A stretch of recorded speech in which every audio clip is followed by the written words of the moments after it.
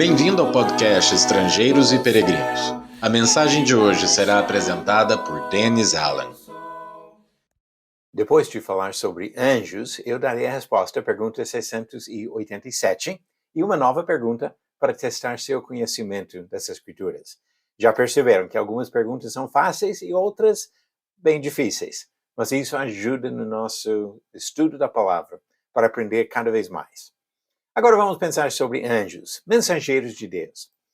Apesar de algumas noções sobre anjos que vêm das imaginações criativas humanas, a Bíblia fala muitas vezes sobre essas criaturas celestiais e seu trabalho como mensageiros. Em diversas ocasiões, tanto no Antigo como no Novo Testamento, anjos apareceram aos homens para lhes revelar mensagens divinas.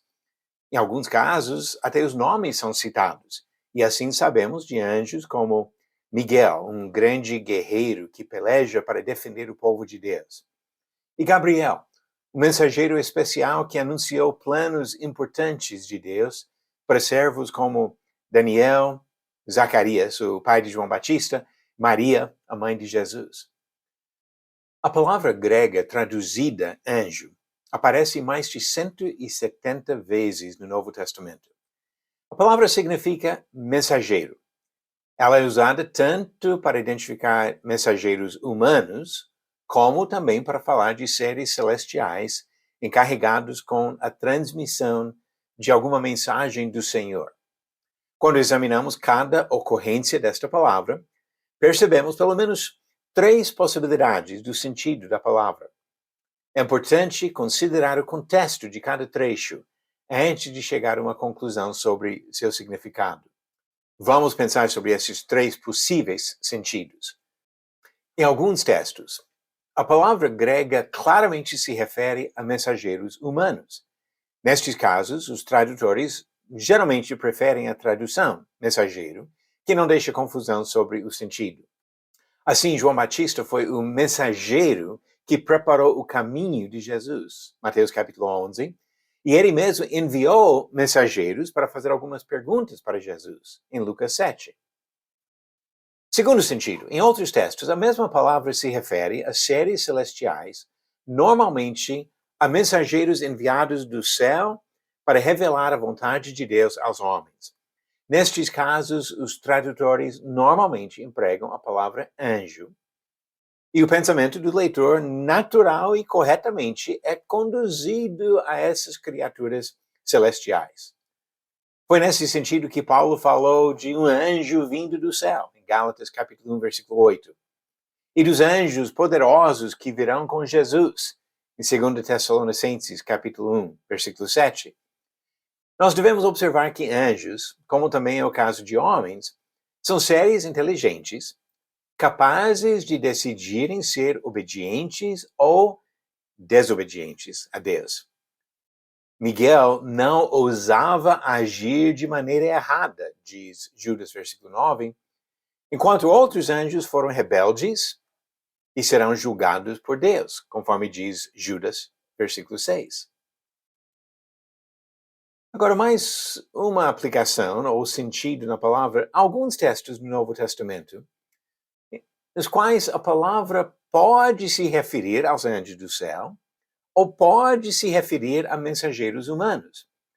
Nestes casos, devemos reconhecer as duas possibilidades e entender que o entendimento do ensinamento desses textos não depende de saber se são mensageiros do céu ou seres humanos que foram enviados. O ensinamento é o mesmo, independente de falar de mensageiros celestiais ou terrestres. 2 exemplos servem para ilustrar esse fato. Em Hebreus capítulo 2, versículo 2, o autor descreve o ensinamento do Antigo Testamento como a palavra falada por meio de anjos.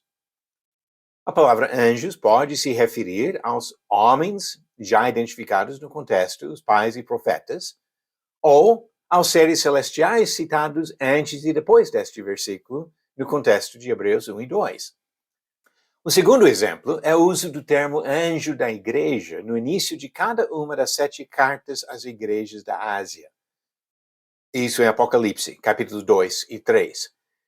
Mesmo sem poder afirmar que esta palavra se refere a anjos celestiais ou a mensageiros humanos, os recados transmitidos às igrejas são claros. Observamos na leitura dessas escrituras algumas diferenças importantes entre anjos celestiais e homens. Os anjos ocupam um lugar superior aos homens, por enquanto. O homem foi feito menor que os anjos, diz Hebreus 2, versículo 7. Porém, os anjos são ministros para servir a favor dos herdeiros do Senhor. Hebreus capítulo 1, versículo 14. São estes servos que reinam com Cristo. Ou seja, os redimidos aqui da terra, conforme diz Daniel capítulo 7 e Hebreus capítulo 2. Jesus disse que não existe casamento entre os anjos no céu. Mateus capítulo 22. O casamento foi feito para os seres humanos e dura somente até a morte, conforme diz Romanos capítulo 7, versículo 2. Doutrinas sobre casamentos eternos são invenções humanas que contradizem o ensinamento de Jesus. Outro fato é que alguns anjos celestiais pecaram, foram rejeitados e serão julgados, conforme diz 2 Pedro capítulo 2, versículo 4. Todos nós pecamos, então isso temos em comum com esses anjos que pecaram. Mas enquanto a Bíblia não fala da possibilidade da redenção dos anjos que pecaram, a mensagem principal das Escrituras é sobre a esperança da nossa redenção. Diz Tito, capítulo 2, versículo 11, porquanto a graça de Deus se manifestou salvadora a todos os homens. Nós, seres humanos, temos a esperança da salvação, da redenção mesmo depois de pecar. Algo que ele não diz para os anjos, mas diz para nós. Você conseguiu acertar a pergunta 687? Qual profeta foi preso em uma cisterna onde se atolou na lama? As alternativas A, Isaías, B, Ezequiel, C, Jeremias ou D, Amós. Todos eram profetas, mas essa história se refere a Jeremias, alternativa C.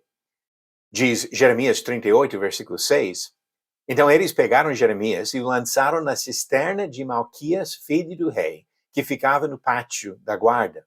Desceram Jeremias com cordas.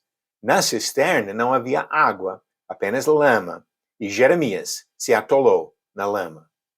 Deus permitiu que um servo fiel sofresse, e sofresse muito, para servir ao Senhor. A pergunta 688. Qual homem abençoou José e Maria no templo quando Jesus era bebê? Alternativas A, Simeão, B, Zacarias, C, Caifás ou D, Eli. A resposta vem no final do próximo episódio de Estrangeiros e Peregrinos. A palavra anjo pode identificar mensageiros que vêm do céu para transmitir mensagens importantes aos homens, como aconteceu várias vezes nas Escrituras, ou a palavra pode descrever mensageiros humanos que levam alguma mensagem para outras pessoas. Mas o importante é a mensagem que vem do Senhor para nós, seja por meio de anjos ou profetas que escreveram nas Escrituras, ou por meio de alguém que repete essas coisas para nós, nos ensinando hoje. Nós temos o privilégio de conhecer a mensagem que vem do Senhor. Obrigado por nos acompanhar nessa jornada pelas Escrituras. Volte amanhã para ouvir mais uma mensagem do podcast Estrangeiros e Peregrinos. Seguimos pelo mundo a viajar.